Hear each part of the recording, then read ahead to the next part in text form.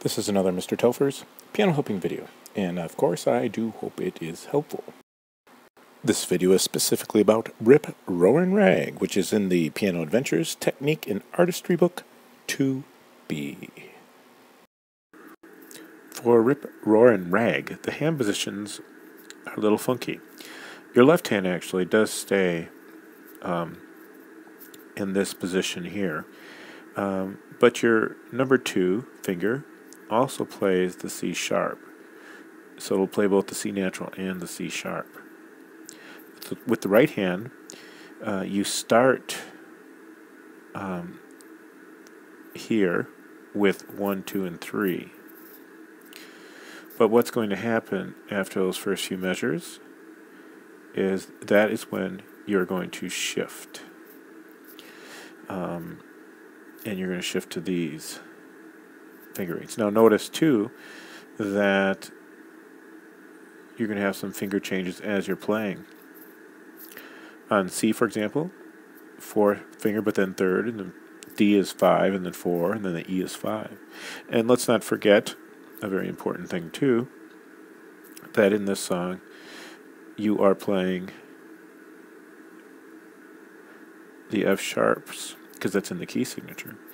And you actually do not play any of the F naturals. You're just playing the F sharp, which, when you play the F sharp, is using your right hand number 2 finger. Alright, we're preparing to play, so here's some things to look at and pay attention to as we look at the song. So let's see what we notice here. Notice at the top here it does say, suggest playing slowly together, staccatos and accents, so please do that. You don't have to take it at the tempo I'm going to play it. I'm going to suggest 96 for metronomic marking, but you could work it faster if you'd like, but that's the goal I'd like you to try for. Alright, so let's take a look at a few things. What do you notice at the beginning? Well, we notice that we're in the key of G, so there's F sharps. So all of these are automatically sharped. That's where I mentioned in the hand position.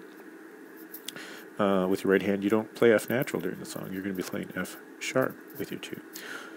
Notice with your left hand here that you have C sharp, but then you have a C natural in that same measure, played with, again, with the number 2 of your left hand, which I also mentioned before.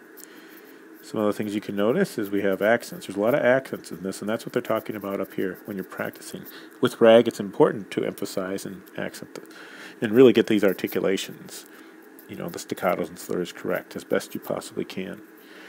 If you notice now down here with the right hand, you're shifting now. This is where you shift the hand position, like I'd mentioned. And see this A sharp here and an A natural. Those, again, are played with that 2nd finger. And, we have our usual kind of, dynamic markings. So, naturally, we want to do our best to bring those out. And as you go to the next page, if we look at the top, you may notice that this is where we start to see those finger changes in the right hand I had mentioned. Do you see them? Yes.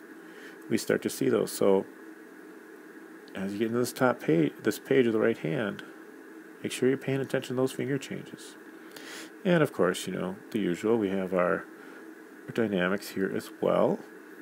So make sure you're trying to get these dynamics, those accents, bring those accents out. That's very, very important when you're playing rag. So, I hope that's given you some helpful pointers. And with that, let's see hear what this sounds like.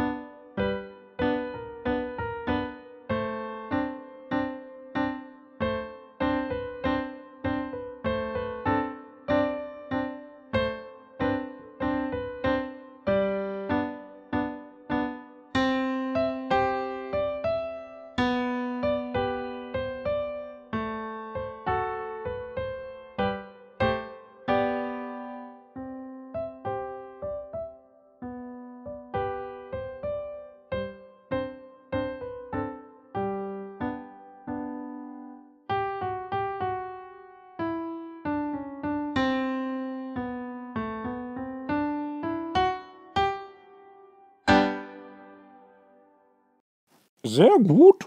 Very good. This is the end now. Keep practicing. Keep practicing. Good job. Keep practicing.